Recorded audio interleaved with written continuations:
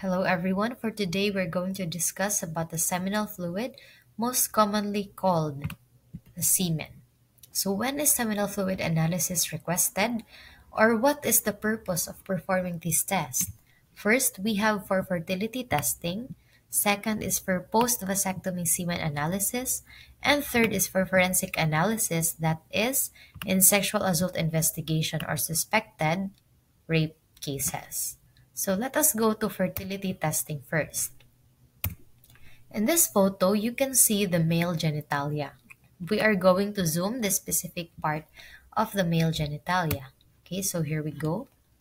Let us start with the testis. So this is the testis. If singular, that is testis. And if plural, that is testes. So the testes are paired glands. They are two small organs, so one, two, in the scrotum. Inside the testes are these worm-like structures, this one, and that is called the seminiferous tubule, which is the site for spermatogenesis. Genesis meaning the production, the creation, or the formation of sperm. So inside the tubules are developing or immature sperm cells. So these are the developing and immature sperm cells. Since they are still immature, they are still non-motile, meaning they still cannot move and they do not have flagella. Thus, they need the Sertoli cells, which will serve as their nurse cells that will provide support and nutrients as they undergo spermatogenesis. Okay, so when spermatogenesis is complete, these immature cells will enter the epididymis. So in the epididymis, they are stored, they mature, and they become motile. So the entire process here takes approximately 90 days. So in the epididymis, as what I have said, the sperm cells will mature, so they will stay there until the moment that they are ejaculated. So during ejaculation, the sperm cells are propelled through the ductus deferens or the vas deferens. So this is the ductus deferens or the vas deferens. The sperm cells that are stored here in the epididymis will go to the vas deferens or will pass through the ductus deferens until they reach the other glands that are essential for their survival. So what are these glands? First, we have the seminal vesicle, which are these structures here. The seminal vesicle produces most of the fluid that is present in the semen. So 60 to 70% or two-thirds of the total semen volume is actually contributed or from the seminal vesicle. So what is in this fluid that contributes most or majority of the total semen volume? First, we have the fructose. So fructose, as you know, is a sugar. And so, since it is a sugar, it can provide energy to the sperm cells in order for the sperm cells to be able to swim through the female reproductive tract. So, without fructose, the sperm cells do not have energy, do not have the ability to swim, so they become non-motile. And that is why in some seminalisis, when you look at in the microscope, some cells are no longer moving because they may be dead. They may not contain fructose anymore. So aside from fructose, we have flavin, which is a dye that is responsible for the gray appearance of the semen. So after the seminal vesicle, the sperm cells will go to the prostate gland. So this is the prostate gland.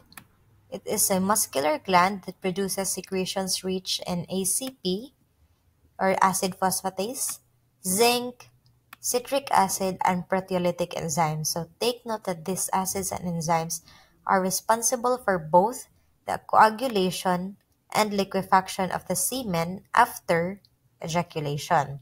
So, since the prostate gland contains these acids, it will be easy for us to remember that the prostate fluid, or the fluid produced by the prostate gland, is acidic in nature. Question: do sperms love acidic pH? No. The sperms do not like acidic pH or they will die. So, what will we do now that the sperms are afraid of acidic pH, but the prostate fluid is acidic? So, no need to worry, because before the sperm cells will come out or ejaculated, they will meet a small gland just below the prostate gland, and that is called the bulbourethral gland, also known as the Cowper's gland. So, this gland contributes about 5% of the fluid volume in the form of a thick alkaline mucus. So, in short, the bulbourethral gland produces a thick alkaline mucus that helps neutralize the acidity from the prostate secretions. Okay, so without neutralization, the sperm motility would be diminished.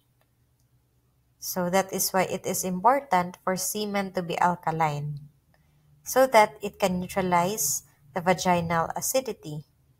Okay, so the secretions of the prostate gland, that's acidic, and the secretions of the bulbourethral gland, which is alkaline, will mix and combine, and once it comes out, it is now called the semen, or the seminal fluid.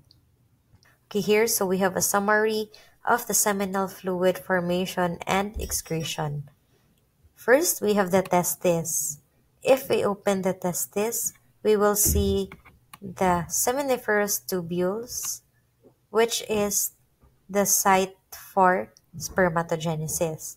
Inside the tubules are developing or immature sperm cells, which have nurse cells or Sertoli cells that helps provide nutrients for them to be able to undergo spermatogenesis. So once the spermatogenesis is complete, sperm cells will go to the epididymis. So in the epididymis, these immature sperm cells will mature and will wait until they are ejaculated. During ejaculation, they will travel through the long vas deferens, or ductus deferens, and will go to the seminal vesicle. So the seminal vesicle is the major contributor to the total semen volume. Inside the seminal vesicle, it has high fructose, which serves as the energy provider for sperm motility, and it also has flavin, which is responsible for the gray appearance of the semen. From the seminal vesicle, they will travel to the prostate gland, which is a muscular gland. So the prostate gland produces the acid fluid because it contains acids and enzymes responsible for coagulation and liquefaction of the semen after ejaculation. Since the prostate fluid is acidic and the sperm hates acid, they will go to the bulbourethral gland, which produces alkaline mucus to neutralize the acidity of the prostate fluid and the vagina as well. So the acidic prostate fluid plus alkaline mucus equals neutralization, equals production and excretion during ejaculation.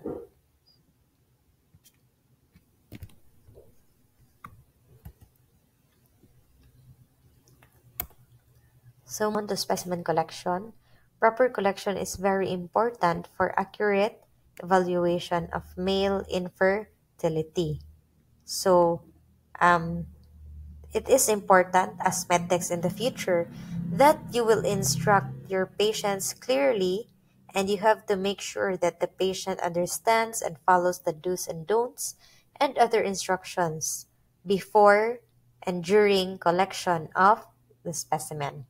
So, for example, you're explaining to your patient, okay, sir, since you're going to do seminal fluid analysis, you need to do sexual abstinence for 2 to 3 days, but not more than 7 days, sir. Why not more than 7 days?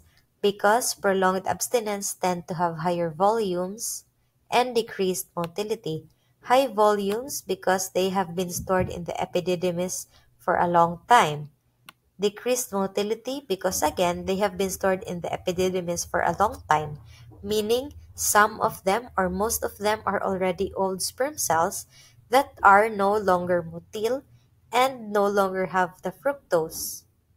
So when you look at it in the microscope, all you will see are dead sperm cells or non-motile sperm cells, and that is not what we want in seminal fluid analysis.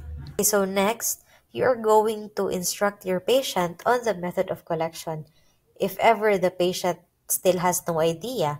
So we have three methods of collection, that is masturbation, coitus interruptus, and condom method. Among these three, masturbation is the best method of collection. However, in some patients where this is not applicable, such as those patients with low libido, they may opt for coitus interruptus and condom method. However, each of these two methods have disadvantages. First, coitus interruptus. So it is also known as the withdrawal method or the pulling out method, where the man withdraws his penis from the partner's vagina before ejaculation to prevent the sperm from entering the reproductive tract. Thus, the term interruptus or interrupt. However, the disadvantage is that this is not a reliable means of collection because the first portion of the ejaculate, which contains the highest number of sperm, may be lost.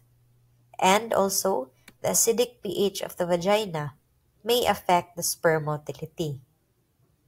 While for condom method, it is where the seminal fluid that has been collected in the condom during intercourse is transferred to a sterile container.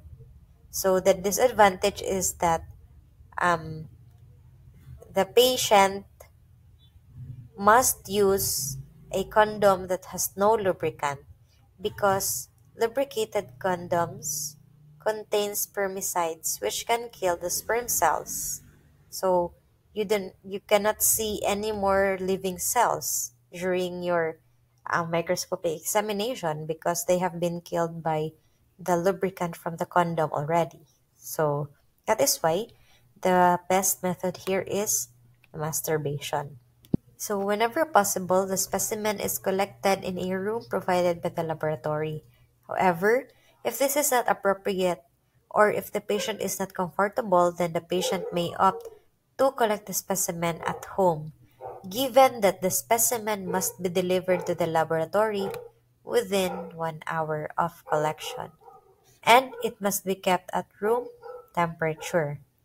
Okay, so make sure that you instruct your patient to take note of the time that is has been collected because that is important for monitoring the liquefaction time and also to double check if the specimen has really been delivered within 1 hour to the laboratory. Okay, so in terms of keeping the specimen at room temperature in practice, they usually place it sa armpit. So that is what they do in practice. Okay, so once the specimen is there, you are going to make sure that the following details are um, noted or taken note of. So their patient's name, date of birth, period of sexual abstinence, again 2 to 3 days but not more than 7 days, completeness of the sample, difficulties with the collection and time of specimen collection and receipt. Okay, now that you already have the specimen, You must wait for the specimen to liquefy, and then you take note of the liquefaction time. So after liquefaction, you can now proceed with your analysis. So liquefaction is usually 30 to 60 minutes. If the sample fails to liquefy within 60 minutes, so you can treat it with amylase, bromelain, or alpha chymotrypsin to break up the mucus and allow it to liquefy. So for specimens awaiting analysis, they should be kept at 37 degrees Celsius. So we kept mentioning the word liquefaction. What does this mean?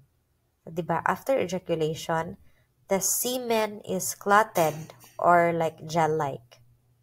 So soon after ejaculation, this gel-like or clotted semen turns into a liquid, and that is the process of liquefaction. This process is crucial because it allows the sperm to swim freely and move toward the egg. So in semen analysis, the clotting and subsequent liquefaction are important for assessing the health and viability of the semen. If liquefaction doesn't occur properly, so meaning the clotted semen is still clotted and not liquefied, so it can be an indicative of underlying health issues or problems with the seminal vesicles.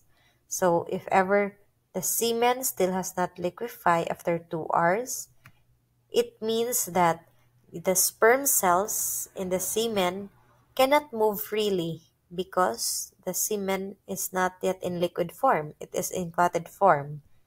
And that is why it can be attributed to fertility issues. Okay?